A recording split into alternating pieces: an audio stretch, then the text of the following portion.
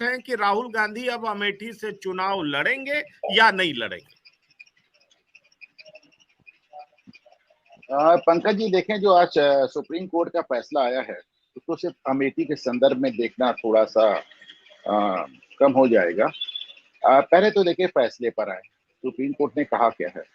Supreme court ने आज राहुल गांधी को याद दिलाया कि आपके ऊपर कंटेम्प्ट का मुकदमा चल चुका है और आप माफी मांग चुके हैं और आप लगातार अपनी जबान को फिसलने दे रहे हैं। आपने जो कुछ भी इस मामले में कहा है वो गुड टेस्ट में नहीं था, आपको नहीं कहना चाहिए था, आपको ज्यादा सावधान रहना चाहिए था। और सुप्रीम कोर्ट ने इस जजमेंट को, इसके इस आदेश को, इस सेंटेंस को स्टे करने की सिर्फ एक वजह बताई है कि साहब आपने इनको मैक्सिमम पनिशमेंट दे दिया अंडर द एक्ट। इस कानून में जो मैक्सिमम सजा हो सकती थी 2 साल की, वो आपने राहुल गांधी को दे दी।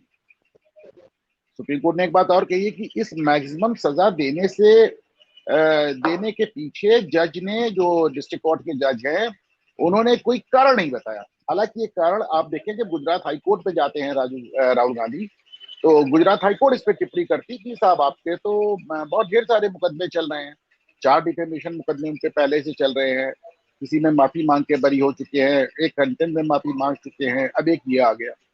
तो एक ये आदतन जिसे कहना चाहिए अपराधी वाली बात, उसके चलते उनको मैक्सिमम सजा दी गई। लेकिन सुप्रीम कोर्ट ने आज इसे ज्यादा माना और कहा साहब अगर आपको सजा, देखिए सुप्रीम कोर्ट ने कहीं से उनको बेगुनाह नहीं बताया, उल्टी सुप्रीम कोर्ट ने बहुत स्पेसिफिकली कहा कि साहब आपने जो कुछ भी कहा वो सही नहीं कहा, आपको ज्यादा सावधान रहना चाहिए। लेकिन सुप्रीम कोर्ट ने ये कहा कि साहब जो मैक्सिमम पनिशमेंट दिया गया ये ज्यादा हो रहा है और अभी उनको कोई बरी नहीं किया गया, उनको सिर्फ एक वक्ती स्टे मिला है। ये तो बात हुई सुप्रीम कोर्ट के आदेश की।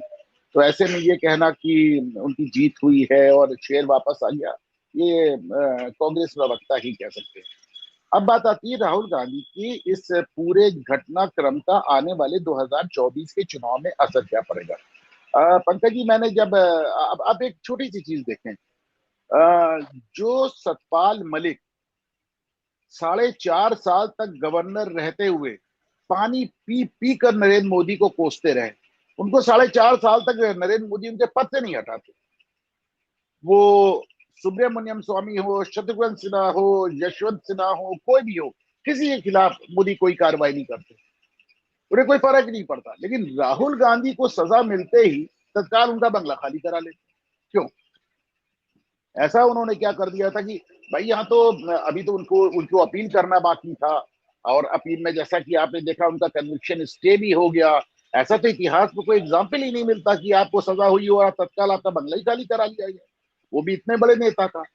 तो देखिए मैंने उस समय भी कहा था और मैं फिर उसको दोहरा रहा हूं, बल्कि इसको ममता बनर्जी ने भी उस समय कहा था जब बंगला खाली हुआ था, उन्होंने कहा था भाजपा राहुल गांधी को हीरो बनाने पर तुली है। 2024 के चुनाव में नरेंद्र मोदी और भारतीय जनता पार्टी राहुल गांधी के नेतृत्व में विपक्ष को देखना चाहते हैं। और आप मुझे दूसरी मिसाल बता दीजिए कि नरेंद्र मोदी ने इस तरह किसी के साथ काम किया हो।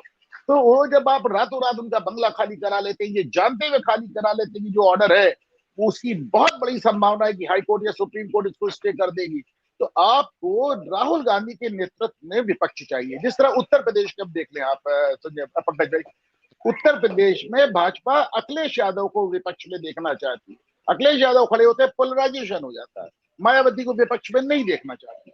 मायावती एक ऐसी नेता है जिनके रहने से पोलराइजेशन नहीं होता।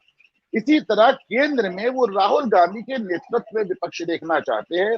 तो जिस तरह उनका बंगला खाली कराया गया, जिस तरह उनका जैसे विक्टिमाइजेशन किया गया, जिस तरह उनको विक्टिम और फिर हीरो बनाया गया, आज सुप्रीम कोर्ट के स्टे के बाद आप देखें पंकज जी, जिस तरह तमाम पॉलिटिकल पार्टीज के दिग्गजों के बयान आ रहे हैं, राहुल गांधी एक नैसर्गिक नेता के रूप में उभरे हैं।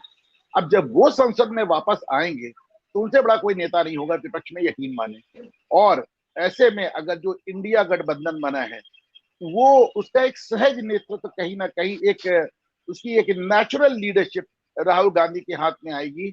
और यकीन माने भारतीय जनता पार्टी और नरेंद्र मोदी इससे ज्यादा कुछ नहीं चाहते पंकज।